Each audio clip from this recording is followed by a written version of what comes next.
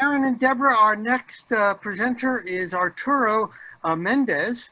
Do you have the information about him, or I, should I? sh I sure do. Okay. And really excited to hear from you, Arturo. Thanks so much for being here. How are you doing? Good, great. So Arturo is coming from Mexico, beaming in from Mexico.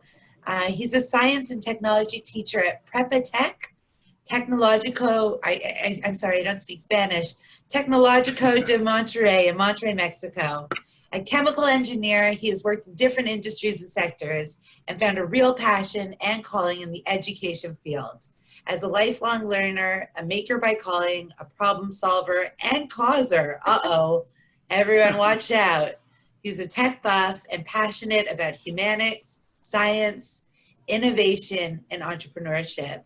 So Arturo is going to talk to us about now what, and really looking forward to hearing from you, Arturo. Thanks for being here.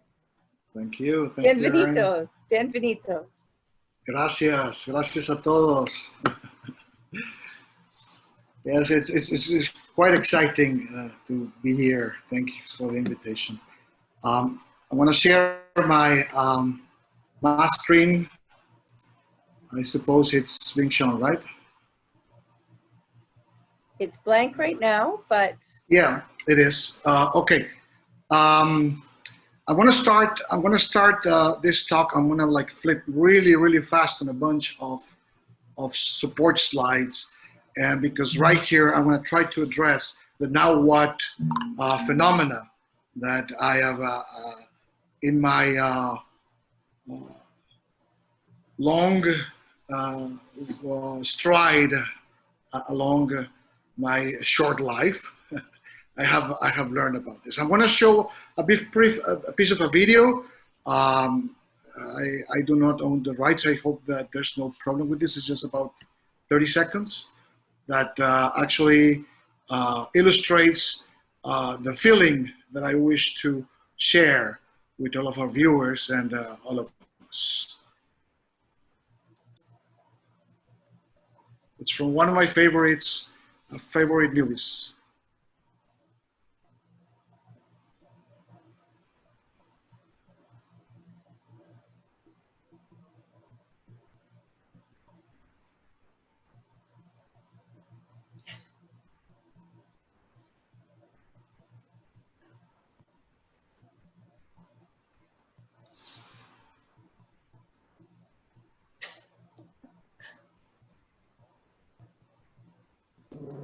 Just so you know, we can't hear your sound, Arturo, but we can see the beautiful animation.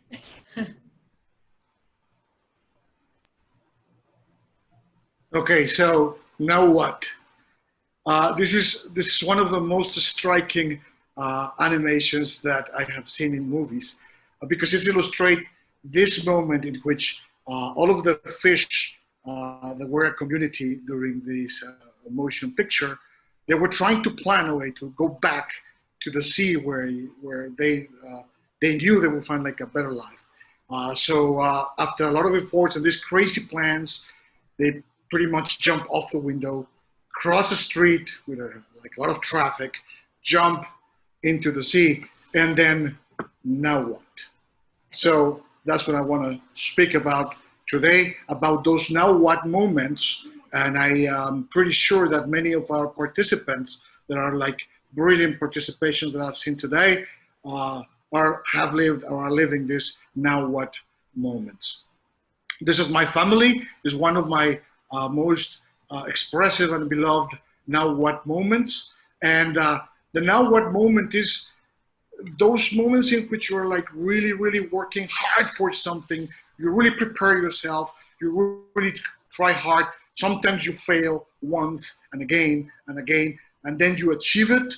And then you feel like, okay, I'm here. Now what? So to all the gift community, I am Arturo Méndez, and I am your biggest fan.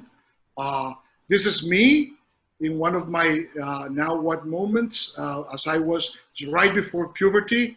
This is my brothers and sisters, and there you can see me here, ugly as a pre-teenager, And then I didn't have like a picture for me like around college. So I asked my mom, could you send me a picture for me when I was young?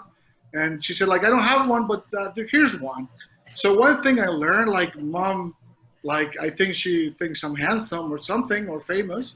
So, but well, when I was a teenager, I wanted to be a youth football coach, and I achieved one of those early dreams. That's me in the middle. Then I wanted to play football with the best team in the country, in my university, and I achieved that. I'm this guy paving the way out for the running back in a semifinal, and one game after that, we became national champions after like a lot of years, and that was a really now what moment. So I achieved to be like a team captain for my team, which was also a now what moment. I had the luck of playing in the national team for a couple of years. You can see me here, number 53, and then I also tried to be a luchador. No, that's not true, but I always wanted to be a luchador and a singer. But no, I'm not a professional singer. I don't even sing, but karaoke is fun. And actually, I began to realize all of these now what moments that I have lived and how I have learned to identify them and to put them behind me. This is Radio Shack TRS-80 Model 1. It's a computer that was sold before the personal computer. My father was one of the first persons to digitize his business here in Mexico, and he wrote the software behind this. That Christmas, my younger brother wanted a console, a video gaming console, which is nothing like the video game consoles that we have today. For Christmas, my father insisted on a computer and said, like, why a computer? Like, he said, well, why do you want a game console? And my brother said, because I love video games and I want to play in the TV. And so and then my father said this beautiful phrase that pretty much caused a big now what in my life. He said, like, well, with a computer, you'll be able to program and make your own video games. And said, like, what? And for about 35 minutes, he started punching some keys, and he did some very simple video game with text characters, but it really looked like a Battlestar Galactica, which was like one of the sci-fi series back in the years. I was like about 8 years old then, and I said, like, great, and now what? So I got this computer then. It's a Radio Shack color computer, and when I dominated that, I got one of this, an Apple II, which is the now what of personal computer, because this computer is pretty much the grandmother of the Macintosh. So this is the computer that actually, through Apple computer, you can see some Macs behind there. I still have my Apple II, and it still works. And I started to see like technology as a way to solve problems, specifically the problems that I cause. So I try to solve more problems than I cause. And then I eventually got the chance to study at Tecnológico de Monterrey, which is the same university I work in. And this was a great now what moment in my life, because I worked so hard to be there, to eventually graduate as a chemical engineer, then work for a big company, international company. And every time I achieved this big struggle moment, I came to now what? So I started to evolve professionally until I came into this big opportunity to work at my alma mater in the high school division. I said, like, okay, now what? So I started to find ways to, because these things appeared back in the late 90s. So I started to say, like, hey, this is great. I wanted one of these toys. And the only way at my age those days was to try to make a curriculum about robotics education with teenagers, which hasn't been done back in the days in Mexico. So I started to get involved. Then I was invited, with our next speaker, she was in this team, to design and build another campus for our university in a beautiful place with a complete model in towards the 21st century. And when we built it, another now what moment happened. So I started to get, have fun, be speaker in conferences, then go into huge robotics events and have fun and start to witness that my students were having their own now what moments. And what is a now what moment? Well, a now what moment leads you into a bunch of choices that are not linear, choices that are all tangled, choices that sometimes you need to survey what is happening around. This is the controller for the first game console, the Atari 2600, back in the late 70s. It only had one stick, one button, and that's all we got. This was for the Mattel Intellivision, which was the next generation. And then we had this. It's not a Nintendo DS. It's something Nintendo called the Donkey Kong digital clock that had Donkey Kong embedded. But you can see that Nintendo was having this now what moment at showing us about 20 years before what a Nintendo DS would look like.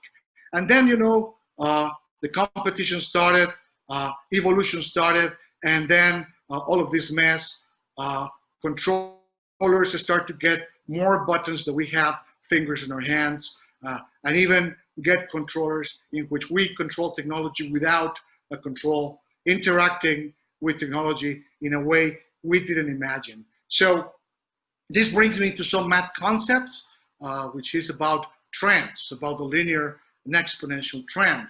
The blue line is the linear trend in which the growth has a constant rate. And the red one is a rate in which every single step in the x-axis, the value in y duplicates. So initially we can see that there's a shallow growth, but then it explodes into something that is unbelievably steep. So we have seen that human history actually shows also that that behavior, and we have seen some examples with companies, the way we use and the way we our resources, the way we transform them, the way we do tools, the way we use technology, the way we come up with products and services. And I still remember that when it came about in communications using technology, the 25 seconds of anguish.